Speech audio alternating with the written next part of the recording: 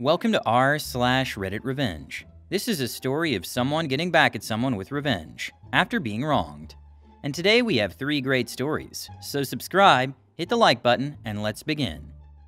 The first story. Head of logistics tries to sabotage an IT project by ignoring multiple requests, but fails miserably when confronted with evidence and receives a scathing email from the company president.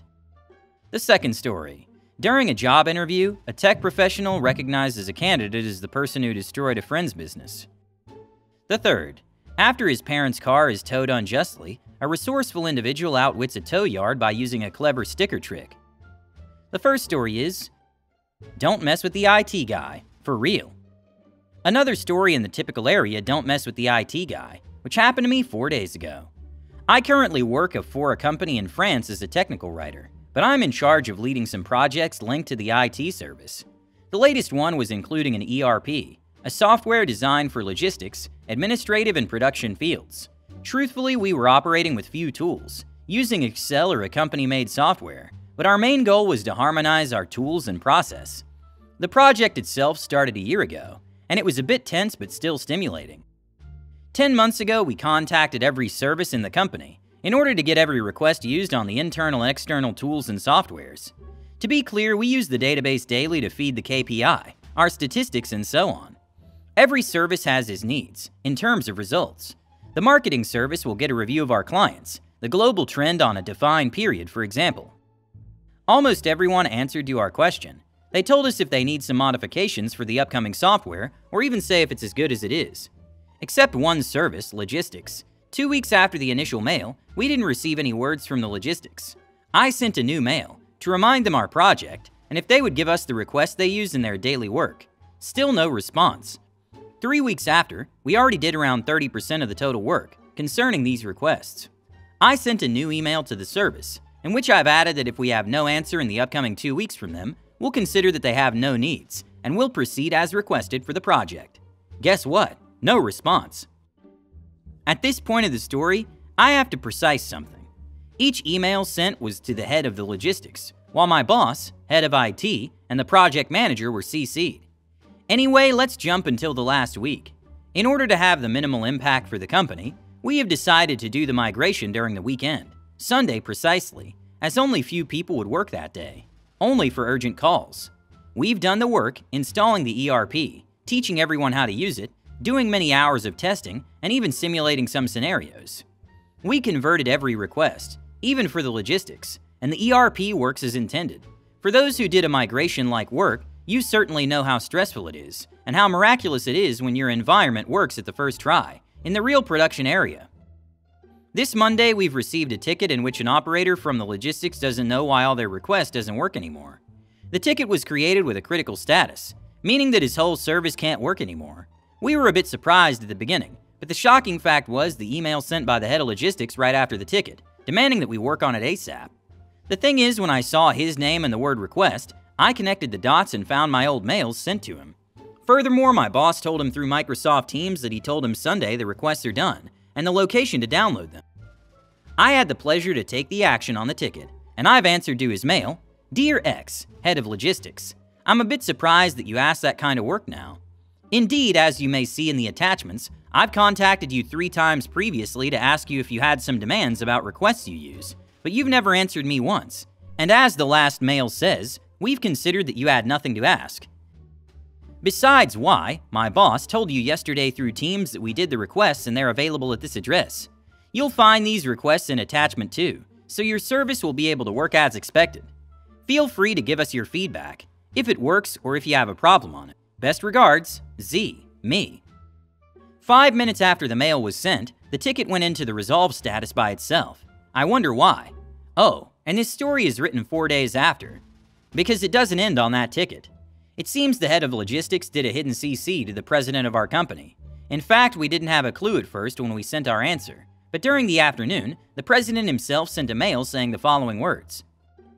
X, I don't get why I'm into this conversation.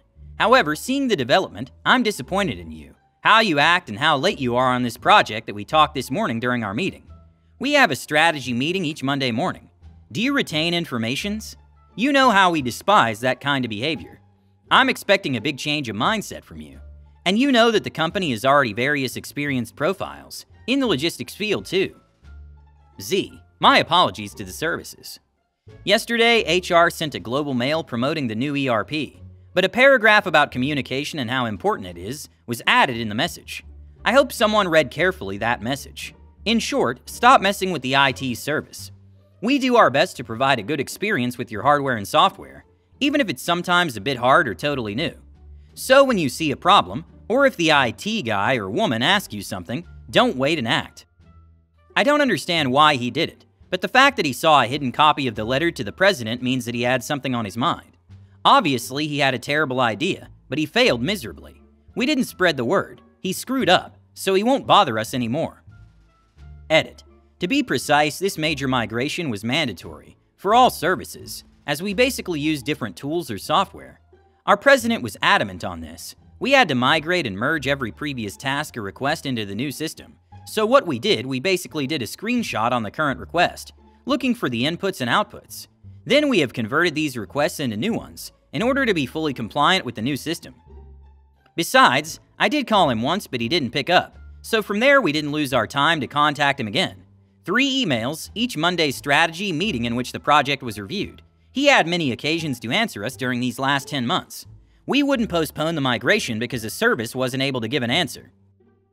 The next story is, guy tries to destroy my friend's business. I recognized his handiwork in a job interview. I was hiring for a level 2 tech position at a carrier that I worked at by day, while I contracted out on the side by night. One of my customers had a former employee who had not yet had his VPN access disabled, who logged in and destroyed a lot of their infrastructure, which I had to repair.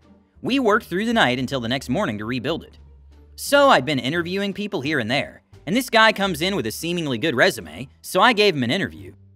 When I asked him some technical questions about complex things he'd worked on, he described a setup that was identical to the one I had to repair, and it was a pretty unusual setup.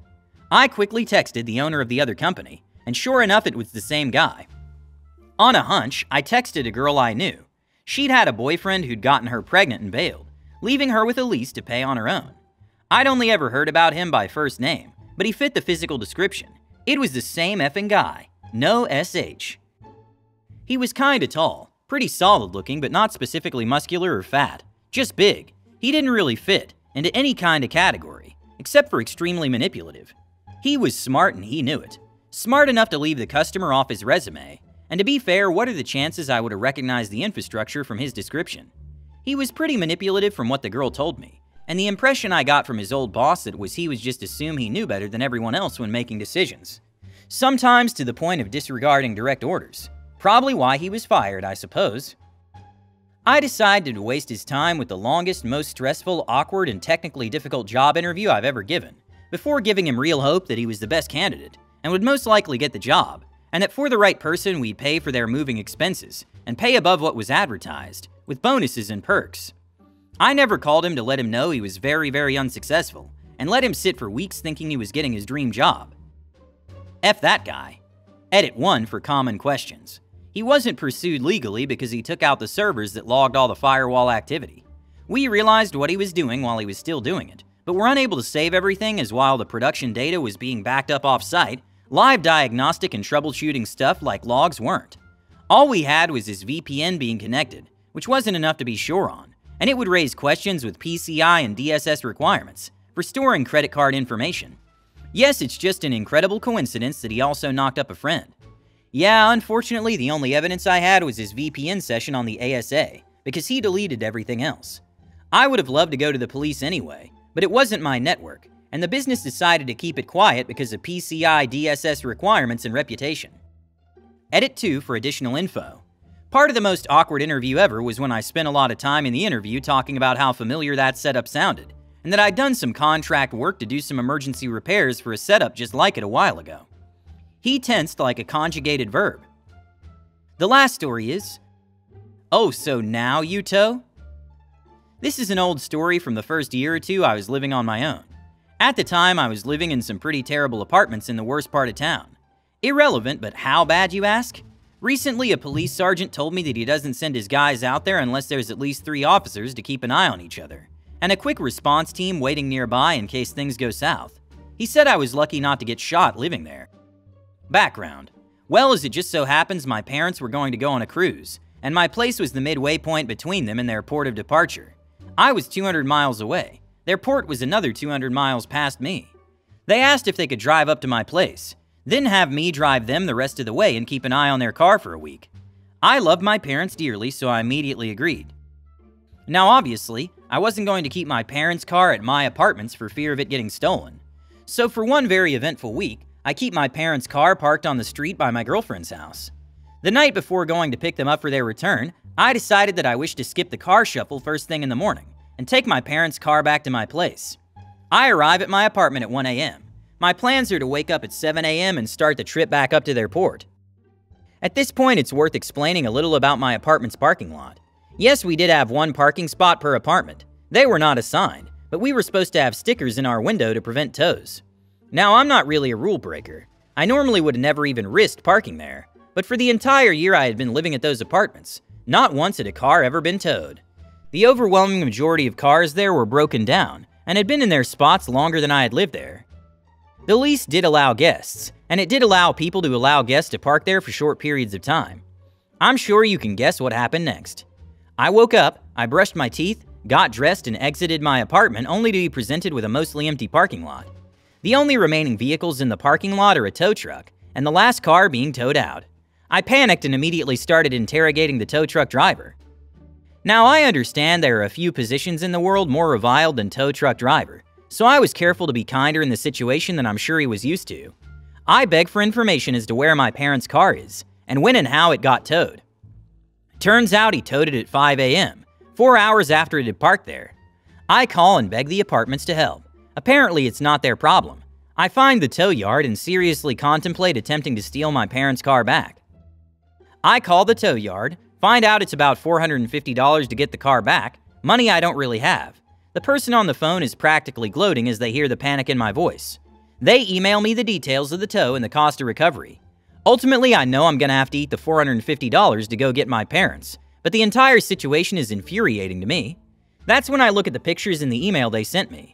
It includes a very dark and blurry picture of the car, at which point I'm struck with divine inspiration.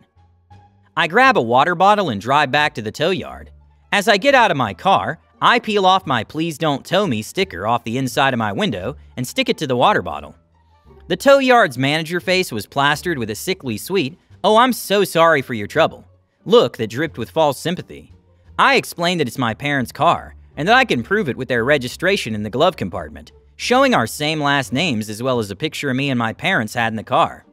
As I'm grabbing the registration, I kept the manager in my peripherals, and when he wasn't looking, I swiftly placed my sticker on the inside of their windshield up where it's shaded to keep sun out of the driver's face.